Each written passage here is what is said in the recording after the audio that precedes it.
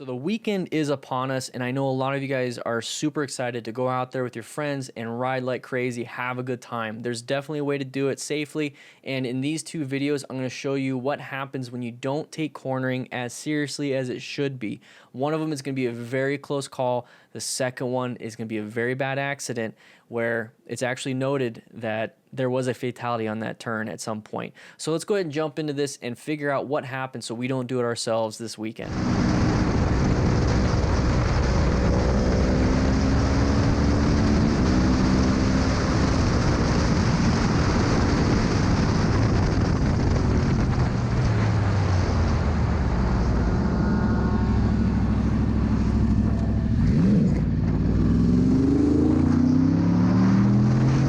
That was a really close call, and it's something that happens quite a bit, and this one just became lucky, didn't crash, was able to get back into it, but that's not always the case. So right away, let's go ahead and take a look at this first screen. We're going 131 kilometers an hour, and I know I keep asking you guys how fast that is, so I'm prepared. It's 81 miles per hour right here before a turn.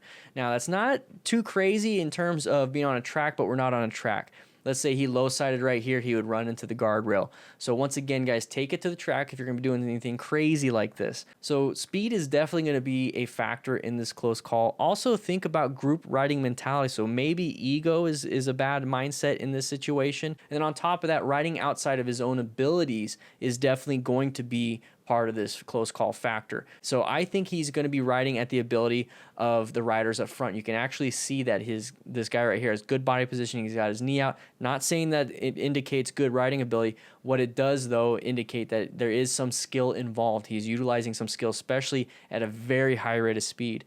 We talked about on Wednesday with chevrons and how on corners that if they're closer and closer and closer together, that means that the turn is relatively sharp. If they're more spread out, it's still going to be a sharp turn, but it's going to be a sharp turn for a long distance.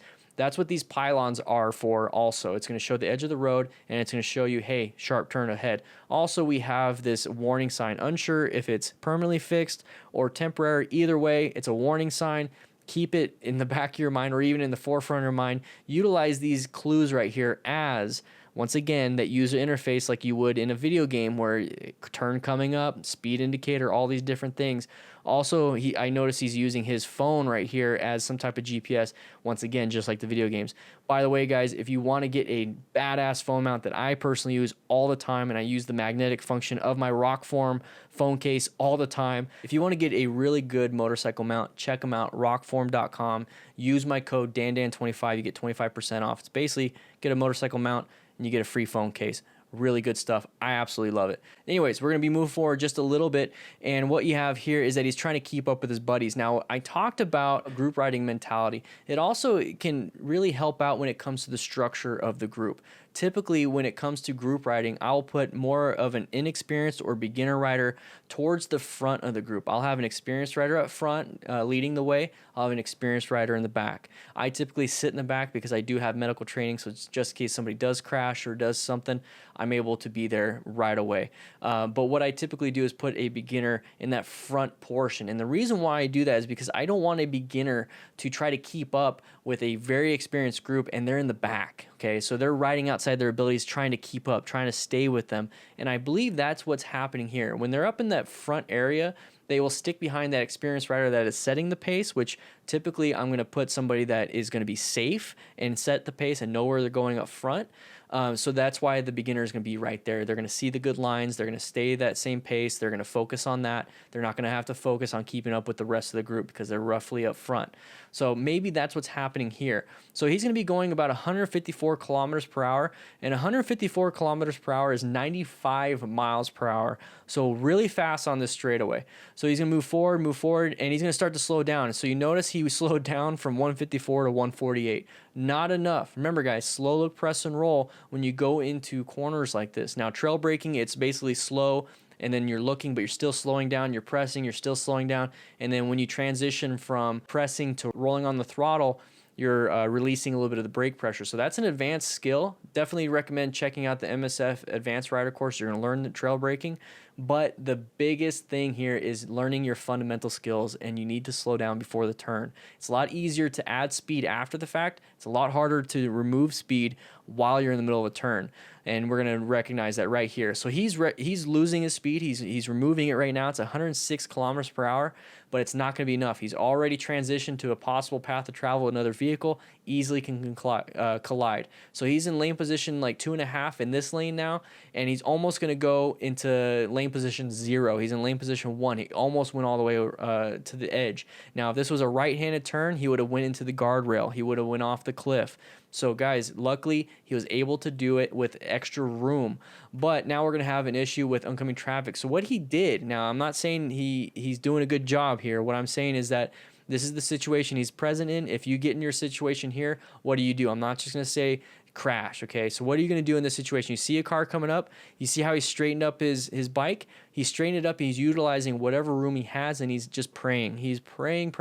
He's in Brown stage, definitely.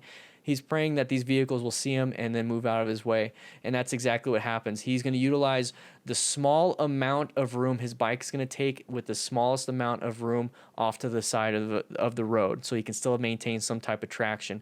So remember, guys, just like in lane filtering, we only take so much room. We can utilize that. Understand that's what you can utilize here. So it's kind of scoot off a little bit and then let the cars pass, and then get back into your lane as fast as possible so you're not going to be in oncoming traffic. So now at this point, he's possibly going to try to keep up and catch up with his friends and then go into another scenario where he's going to possibly crash now. So once again, ride within your abilities. Don't ride within the group's abilities, and make sure you just have this pre-ride meeting, especially with a group of friends. Hey, if we get lost, this is where we're going to meet up. You know, we have a comm system, and if something happens, you know, this is where we're all going to stop. We're all going to relax. We're going to do this. Even if it just goes crazy, make sure you have meetup spots too, okay?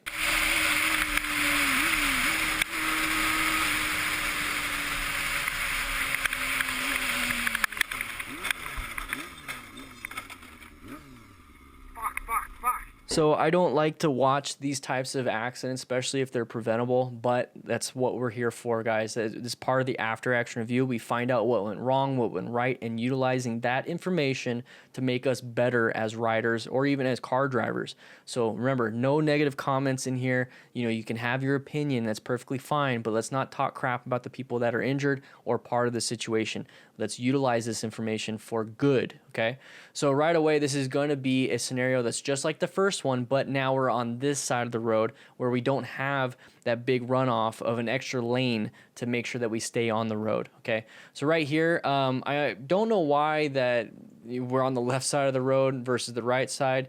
This sign right here definitely does look American, but we're on the left side, so I'm kind of confused here. Maybe in the UK, use the same signs. But anyways, this is going to be a sharp turn to the right sign, okay? So right there, once again, use that as part of your user interface. So utilize this as like your robotic vision where, okay, boom, I see a sharp right turn coming up ahead. I see a recommended speed of 45 miles per hour. The speed limit here is 55, but this is saying that this is going to be a sharp turn, so recommended lower speed. That should start playing in your head of, okay, maybe I should go a little bit slower and then add on speed if I absolutely have to. Once again, guys, it's easier to add speed than it is to remove speed in the middle of a turn. So let's go ahead and move forward just a little bit more. And there's the chevrons that I was talking about on Wednesday's video, and then kind of earlier in this video, is that when they're closer together, that means it's going to be a sharp turn, okay? And it's going to be relatively a short, sharp turn. Spread apart, more so longer term, sharp turn. Jeez. Part of the crash factor is going to be too much speed for a sharp turn, so too much speed. And then you have a blind turn also. You have this mountain, and then you also have this crest. You also have possible lack of experience for this type of turn or for that speed. So once again, too much speed, sharp turn, blind turn, and then you have possible lack of experience. So we're going to go through here, and both of them are going to be hauling butt. It's going to be going around this turn, and now we see the exit, but how come we're so far off on the left side of this lane? It's because our speed basically just pushed us to the left, pushed us. The momentum is going to go towards, you know, in a straight line as much as possible. That's why we're off to the side. But unlike the first portion of this video, we don't have an extra lane as like an escape, as a buffer. Right here we have the shoulder, we have dirt, we have trees, we have other things that could be in our way that's going to cause us to crash. Once again, go to a track, you're going to have a really good runoff. If something like this happens, you're not going to have crazy impacts like this. So he's going to go off the road, and he's going to hit this nice easy pylon. So you notice how he hits it, and then it bounces around. Got very lucky. It could have been a tree, and he's going to crash. Okay, so that right there is not a good That's not good at all. You definitely don't want to be crashing. So the bike is probably totaled, and then he's going to be launched into oncoming traffic. So luckily there's no other cars coming. Easily could have gotten hit. Not good at all. And then he's going to hopefully slide and then stop and not have massive injuries. But the mechanism of injury on this one is relatively high. He's going to have a lot of impacts throughout his whole body, every single portion of his body, hands, arms, legs, feet, head, chest, back, everything is going to be impacted. Hopefully he's wearing full gear, so it's going to mitigate and minimize some of the injuries. It's not going to remove them. It's just going to make them hopefully less severe. So instead of like a completely shattered arm, maybe it's just going to be broken. So we're going to move forward. And luckily the rider in the back was able to avoid a lot of this stuff. And so I want you guys to see, once this rider sees that this crash, he's going to start applying emergency maneuvers. So he's definitely in red stage. He's been in red stage for a little bit now. So he's in red stage. He's going to have to apply the brakes. He doesn't want to run over his buddy. So he's trying to increase his following distance, his gap between the hazard up front by applying the brakes. So it gives him more of a decision time of what he should be able to do. So right here, that little movement that you saw, that was a locking up of the rear brake. So his rear tire started sliding. So even in a panic, even with experienced riders, that's going to happen, and it could possibly happen even with ABS. So be very careful with that and understand that. But as an advanced rider, or more so somebody with a little bit more experience than a beginner rider, you do understand that you can release the brake and it'll grab traction, and then you can reapply it. So that's one way to fix that, and that's exactly what he did. But let's go back just a little bit more, and I want to note that right there. So this isn't the first time somebody's done this, and more than likely that's going to be a motorcycle rider's crucifix right there. That's going to be a memorial for a motorcycle rider. And as a car driver, you easily can die from one of these turns right here, but it happened exactly right where the motorcyclist went off the road. So at the end of the day, we need to be very aware, very cognizant that this guy got super lucky because this other person wasn't very lucky and was actually involved in a fatal accident. So we need to make sure that we're doing everything possible to not do these things. Remember, curves and intersections are the most deadly places for motorcyclists. And today we're tackling curves because I know a lot of you guys are going to go out there this weekend. So keep that in the back of your mind. Slowly press and roll. Make sure you're riding within your ability, not your buddy's ability, or ride within the conditions that are present within where you are riding. So if it's a blind turn, if it's a crest of a hill, if it's a very sharp turn, if the sun's in your eyes, reduce that speed. That's going to buy you some options. It's going to make sure that you can react in time. The more speed you have, the less time you have to react, okay? Guys, once again, be safe this weekend, and if you want to, make sure you grab a Rockform motorcycle mount and phone case. I absolutely love mine. It's wonderful. It absolutely is. I use it all the time.